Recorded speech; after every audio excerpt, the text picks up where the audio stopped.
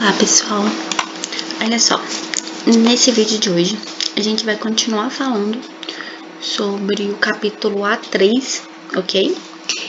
Ou seja, a gente vai continuar falando sobre propagação de calor, sobre transmissão de calor. A gente viu na última aula que essa transmissão de calor ela acontece de três formas.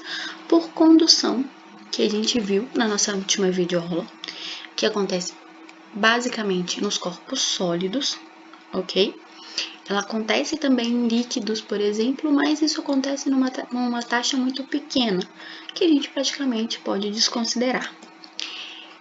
Hoje a gente vai ver o segundo caso, que é o caso da convecção, e na próxima aula a gente fala sobre a irradiação, ok?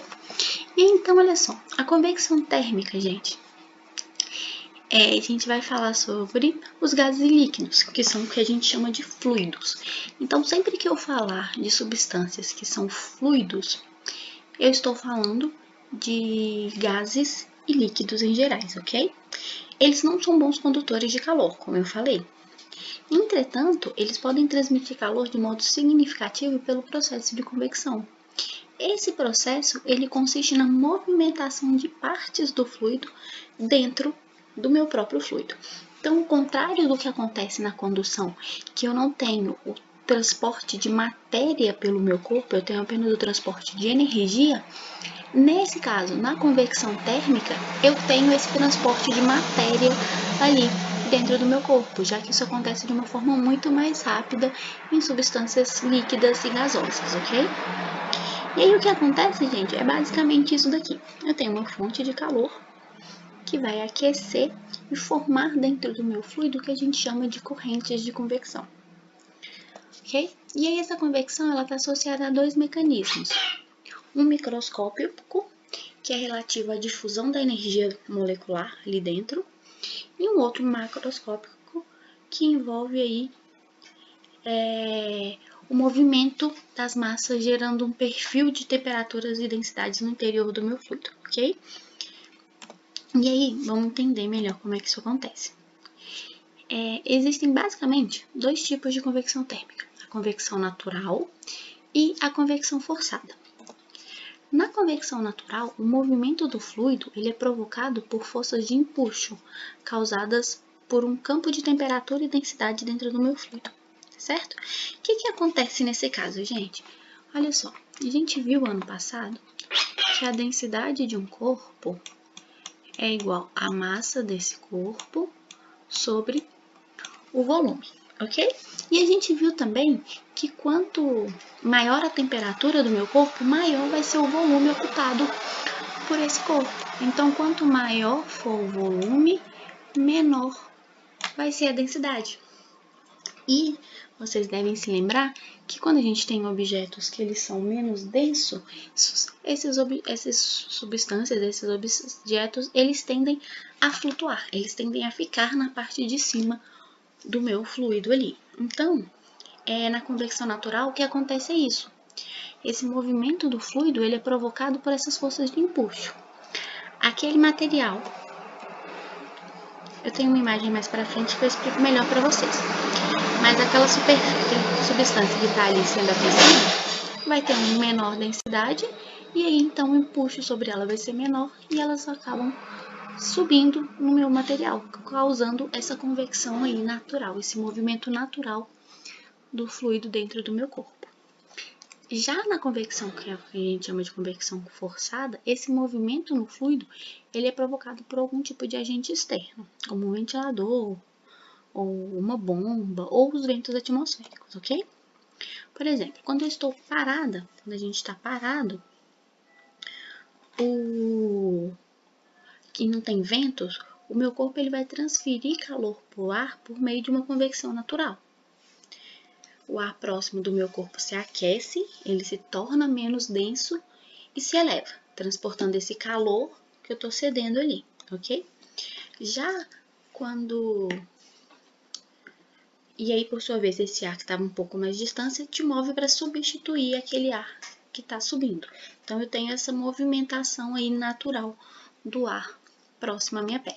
Já quando a gente está correndo, ou por exemplo, andando de bicicleta, alguma coisa que eu tenho uma quantidade de vento muito forte, ou quando eu tenho uma brisa natural muito forte, o meu corpo ele vai transmitir calor por convecção forçada.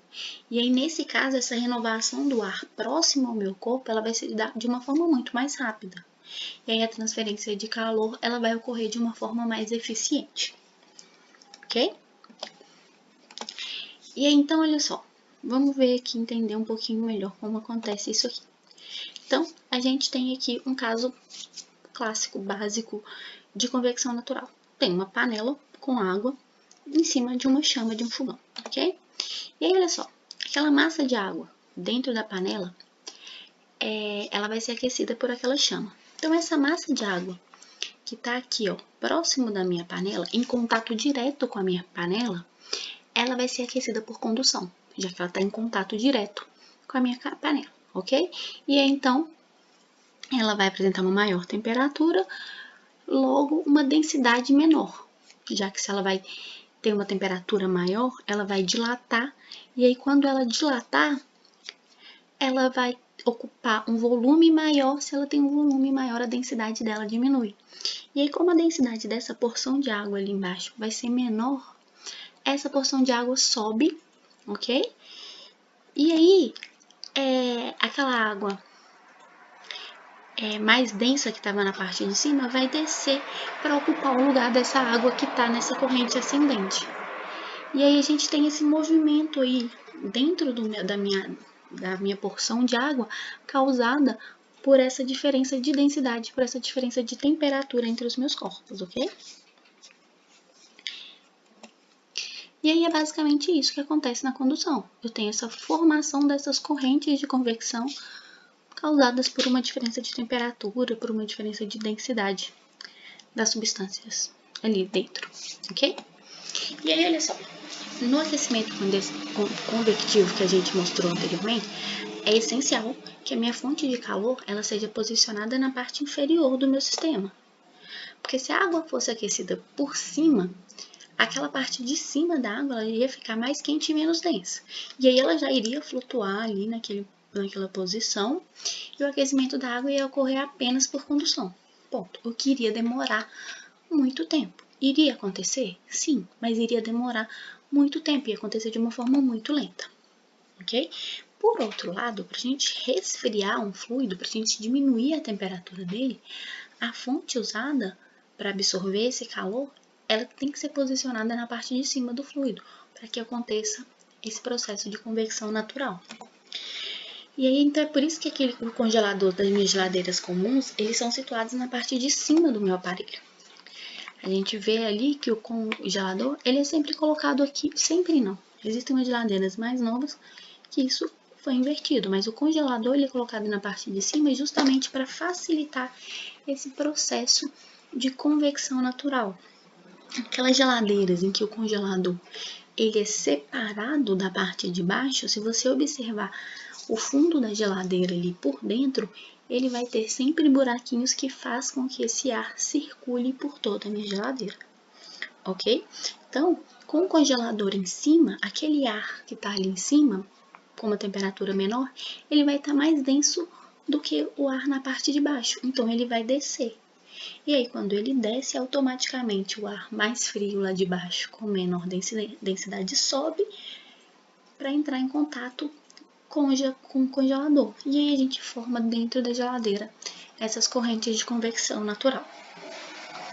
As geladeiras, esses modelos novos em que tem o congelador na parte de baixo, ela precisa de alguma forma de forçar essas correntes de convecção. Então a gente tem ali uma corrente de convecção forçada por algum mecanismo que vai depender de geladeira para geladeira, ok? E uma outra coisa que é importante é o seguinte, gente, que o ideal é que as prateleiras da geladeira elas sejam feitas de grades, que elas não sejam inteiras. Por quê? Justamente também para facilitar esse processo de convecção dentro da minha geladeira. Porque aquelas geladeiras mais novas que tem a prateleira inteiriça pode ser mais bonita, mas isso dificulta esse processo de da minha condução, da formação das minhas correntes de convecção dentro da geladeira, ok? Um outro exemplo são os aparelhos de ar-condicionado. Vocês vão reparar que toda vez que a gente tem um aparelho de ar-condicionado, eles são justamente colocados ali na parte de cima da minha sala, para que quando ele introduza no meu ambiente ali um ar frio, eu facilite a formação das minhas correntes de convecção pela minha sala, facilitando com que toda a minha sala apresente uma temperatura menor. Ok? E já os aquecedores elétricos, os aparelhos de aquecimento, eles são colocados na parte de baixo da minha sala. Ok? Então, essas são informações muito importantes para vocês terem em mente, porque muitas vezes uma questão vai cobrar de você justamente só esse raciocínio de pensar que para ocorrer convecção natural, as fontes quentes precisam estar na parte de baixo, como acontece com aquecedores, lareiras. Quando eu vou aquecer uma água ou algum outro fluido, eles estão sempre na parte de baixo. E quando eu quero resfriar, esses aparelhos são idealmente colocados na parte de cima do meu fluido, ok? E aí, uma outra coisa também que é formada por essas correntes de convecção são as correntes de ar. De uma maneira geral, os ventos atmosféricos são movimentos de massas de ar induzidos pelo aquecimento diferenciado da superfície terrestre. E é então esse aquecimento diferenciado que vai gerar correntes convectivas na atmosfera terrestre. E um exemplo, que é o que a gente vai estudar agora, são os fenômenos que são as brisas de beira-mar. O que acontece nessas brisas, gente? Olha só, durante o dia, em geral, a superfície da terra, a parte de areia ali da minha praia, ela se aquece muito mais rápido, ok? Então a minha areia ela vai estar muito mais quente do que o mar. Por isso o ar ali naquela região costeira vai ficar mais quente, ok? E aí logo menos denso, então ele forma uma corrente convectiva ali ascendente, ele vai subir. Já sobre o mar, vai estar ao contrário, a água demora muito mais para se aquecer do que a areia. E aí, o ar sobre a água do mar vai estar muito mais frio. E aí, logo, ele vai estar mais denso que o ar das camadas superiores da atmosfera. E o resultado é que o ar quente próximo do solo se eleva, enquanto esse ar frio próximo ao mar ali move para substituir esse ar que subiu. E aí gera uma corrente que é o que a gente está vendo aqui, ó, ok? Uma corrente que sopra aqui, então, o vento durante o dia na praia vai soprar do mar em direção à terra. Já à noite acontece o contrário. A areia, da mesma forma que ela aquece mais rápido, ela também resfria mais rápido. E aí o que acontece é que vai formar aqui a corrente de convecção ao contrário. Durante a noite, o mar vai ficar mais quente do que a superfície costeira, logo o ar acima do mar é quem vai subir, e aí a brisa vai soprar no sentido da costa para o mar, ok? Eu tenho uma inversão ali do sentido de movimentação da minha brisa, ok? E aí essas correntes, elas, de uma forma semelhante, também acontecem no continente em si, não próximos ao mar, mas afastados do mar. E aí isso geralmente, essas correntes ascendentes, elas acontecem sobre as cidades, ou sobre regiões de rochedo, terrenos em geral sem vegetação, que se aquecem muito fácil, então ficam muito mais quentes, com temperaturas elevadas, o que a gente chama ali também de ilhas de calor. E elas vão ser descendentes sobre lagos e florestas que têm uma temperatura mais amena, ok? Então, mais para dentro do continente isso acontece, mas acaba acontecendo com uma intensidade muito menor. Por isso que em regiões de praia, normalmente, venta mais do que nas cidades, ok? Claro que tem outras coisas que interferem nisso daí, não é mais para a física, o que interessa para a gente são esse movimento aí que acontece devido a essa diferença de temperatura, ok? E aí, olha só, essas correntes de convecção é o que aqueles pilotos de planadores, asa deltas e parapentes, eles usam ali também para poder fazer o movimento de plano de voo deles, ok? Eles usam as correntes térmicas ascendentes para poder subir. E aí o planador ele vai permanecer dentro da corrente, e aí para que ele consiga permanecer, ele vai ficar ali de forma que o planador ele seja mantido de lado para ele ficar planando em círculos, para que ele consiga subir na minha corrente de convecção e que ele fique preso naquela região em que eu estou tendo uma corrente de convecção, ok? E para a gente encerrar esse capítulo, a gente vai falar sobre um outro fenômeno, que é o fenômeno da inversão térmica. O que acontece nesse fenômeno, gente? Ele é um fenômeno meteorológico, que ele é visível ao olho nu, que ele ocorre principalmente no inverno, em cidades, por exemplo, como São Paulo, em grandes metrópoles. Nessas cidades, quando acontece esse fenômeno da inversão térmica, o céu fica com esse aspecto que a gente está vendo na imagem. A gente consegue ver uma faixa de luz cinza alaranjada que que fica dividindo o céu ali um pouco antes do anoitecer. E aí o que acontece, gente? Na maioria dos dias, as correntes de convecção natural que são formadas na cidade, elas ajudam a carregar esse ar poluído que está próximo à minha superfície da minha grande metrópole ali, em direção às camadas mais elevadas da atmosfera, onde os poluentes se dispersam, já que aquele ar próximo à minha superfície vai ficar muito quente e então isso facilita o meu processo de convecção e esse ar sobe, o ar frio desce, então ele leva esses poluentes, todo esse ar mais poluído para partes bem altas da minha atmosfera. Já quando o ar está mais seco, como ocorre no inverno, a temperatura no final da tarde ela cai muito rápido. Quem já foi em São Paulo consegue perceber isso muito. Em cidades grandes isso acontece com muita frequência. Quando começa a entardecer, a temperatura cai muito rápido. E aí esse ar que está ali próximo do meu solo, ele fica denso. Ele não vai mais ficar com uma densidade pequena para fazer com que ele subir. E aí, como ele esfriou muito rápido e o ar próximo ao chão ficou denso, ele fica preso, parado próximo à cidade, que é o que a gente consegue ver aqui, olha só. Que forma o que faz com que esse ar fique aprisionado aqui, formando aquela faixa laranja acinzentada que a gente viu na imagem anterior. Ok?